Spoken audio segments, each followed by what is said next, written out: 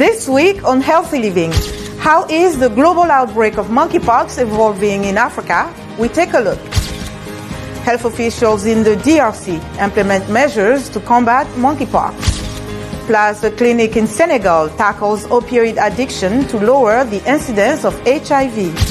We'll have these stories and more in this edition of Healthy Living.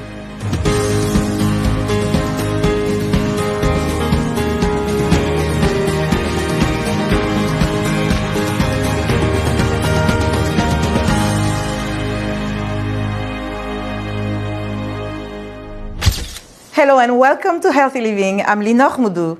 The global monkeypox outbreak is on the decline for the first time in a month, according to the World Health Organization. WHO says the epidemic is slowing in Europe, where a combination of effective public health measures, behavior change, and vaccination are helping to prevent transmission. Over 45,000 people have been infected with monkeypox in nearly 100 countries. The virus causes fever, chills, rash, and lesions on the face or genitals. Most people can recover within several weeks without requiring hospitalization.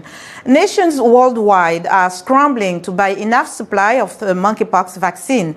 Production of the most advanced vaccine, manufactured by Danish company Bavarian Nordic, has been strained due to rising demand.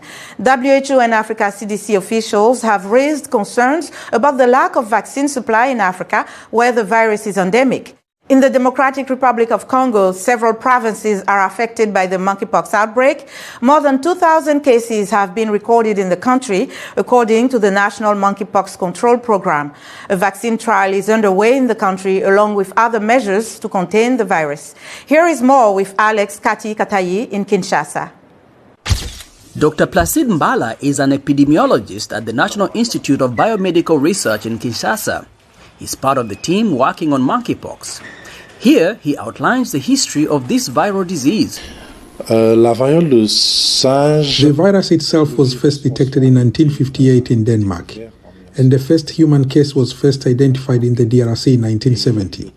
And since then, there have been sporadic outbreaks of monkeypox, whether in the DRC or in other countries such as the Republic of Congo, the Central African Republic, Liberia, Nigeria, and other countries in Central and West Africa. Since its appearance in the DRC, monkeypox has become endemic. It is prevalent in the forest regions and those neighboring the Congo Basin.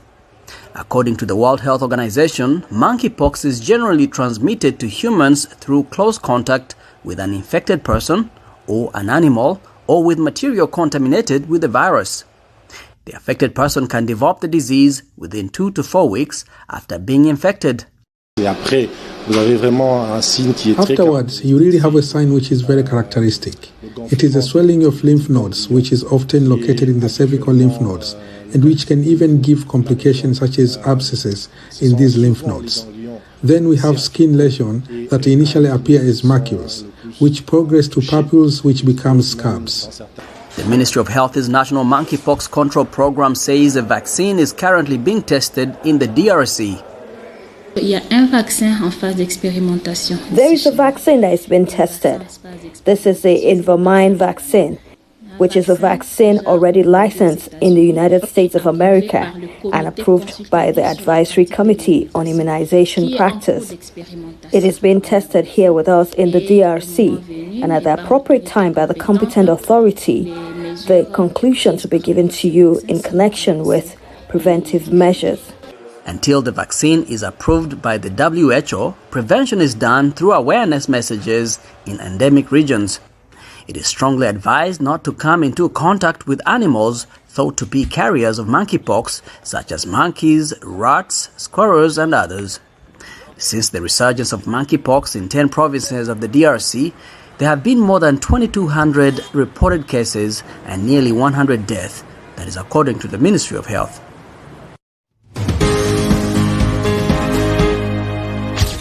Professor Dimie Ogoina is professor of medicine and infectious diseases at the Niger Delta University. He tells us more about the state of the virus monkeypox in Africa.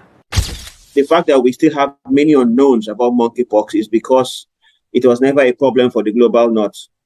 where they have the resources, the know-how, the investment that is required to uncover the gaps and the knowledge gaps associated with monkeypox. It seems that the concept of global solidarity is only in words, but it doesn't reflect in our action. And I always say that the recognition of infectious diseases as the conditions that have no borders, we may assume that because vaccines are available to certain countries or certain regions in the world, that we are protected. But if we neglect the African countries, these pathogens will come back to haunt us.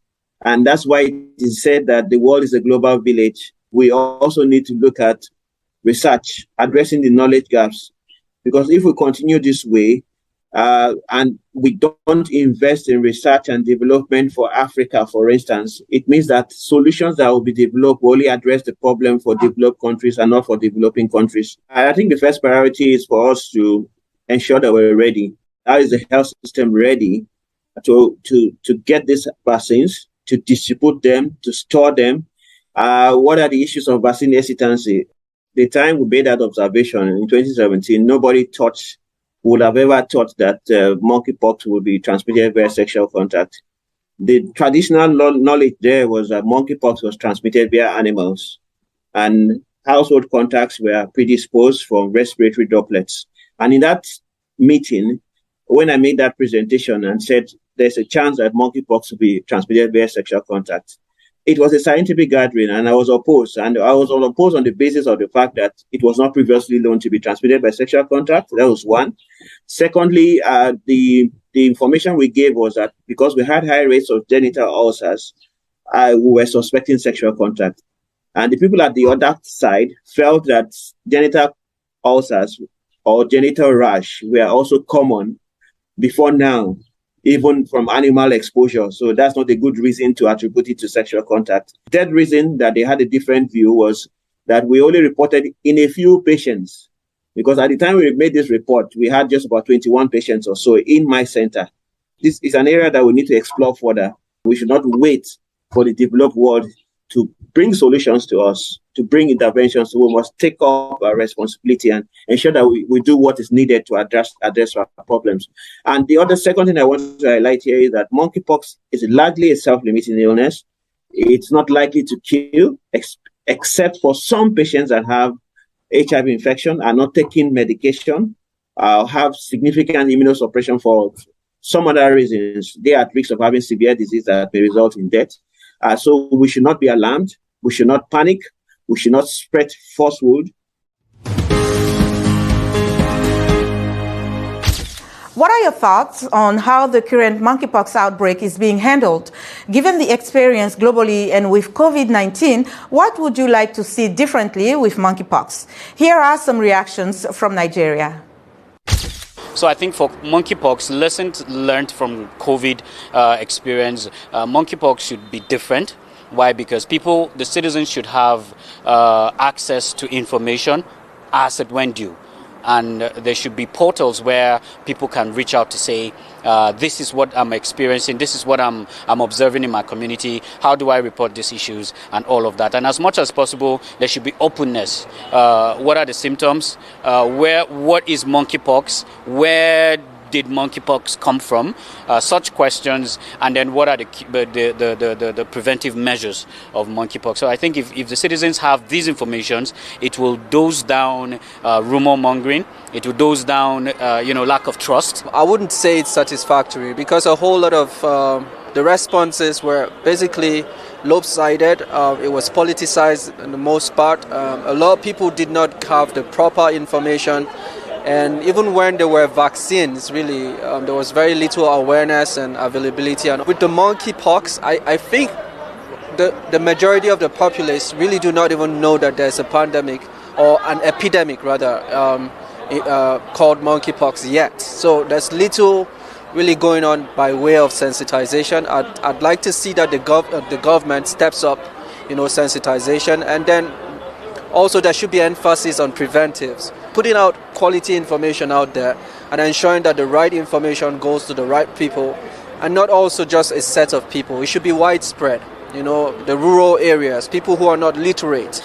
So I think for me, if there's one thing we should do differently, right, as a society or as government, is really being responsive and act even before it gets here, right? Before it gets that serious. Because over time, one thing that government does, even with COVID, was that, we heard there was COVID in some place in China, right?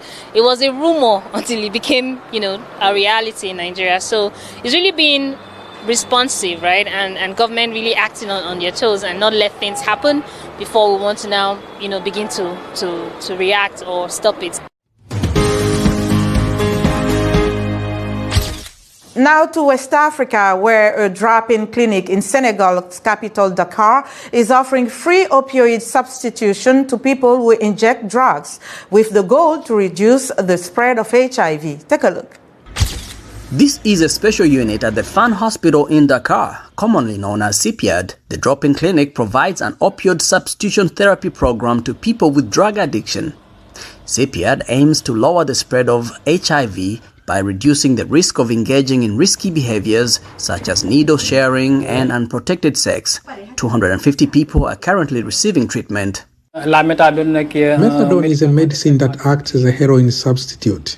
In our case, it's a syrup dosed in 10 milligram portions. Doses vary from patient to patient. Country data shows that the infection rate of HIV in Senegal is about 0.5%. The rate jumps to 9% among people who inject drugs. Most patients are men, but the center is working to enroll more women in the program. UNAIDS says one adolescent girl is infected with HIV every 2 minutes globally. I go out into the community and visit my peers to raise awareness about getting off drugs and reducing health risks. So I refer them to CEPIAD, CEPIAD, and they can, like me, stop using drugs. In addition to HIV services, CPIAD has become a screening and diagnostic center for tuberculosis and hepatitis. It also offers psychosocial support and other wellness services. I'm here to take my treatment, and I am a tailor. Gardening is like a type of therapy. When we are here, we forget our problems. While drug use is illegal in Senegal, CPIAD has the support of the government as well as other organizations like the Global Fund and UNAIDS.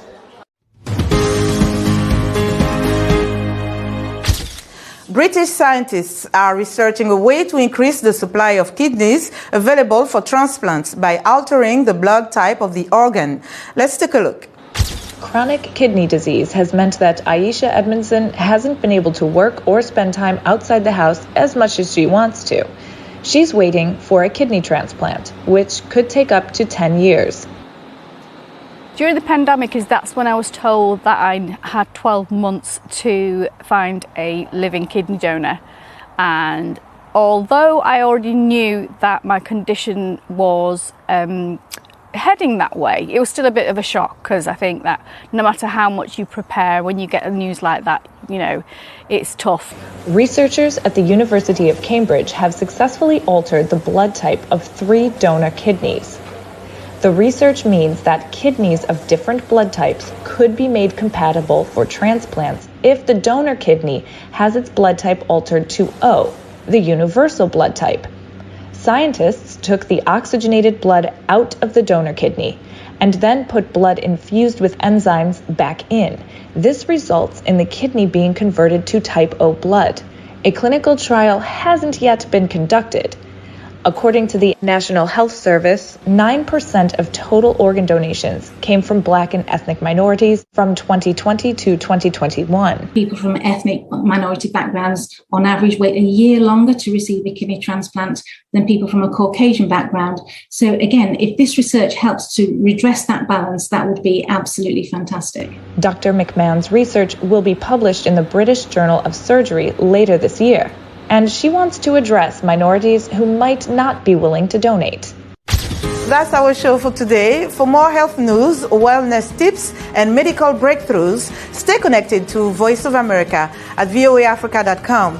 You can follow me on Twitter at Linoch Moudou. Until next time, stay well and strive to make every day a healthy day.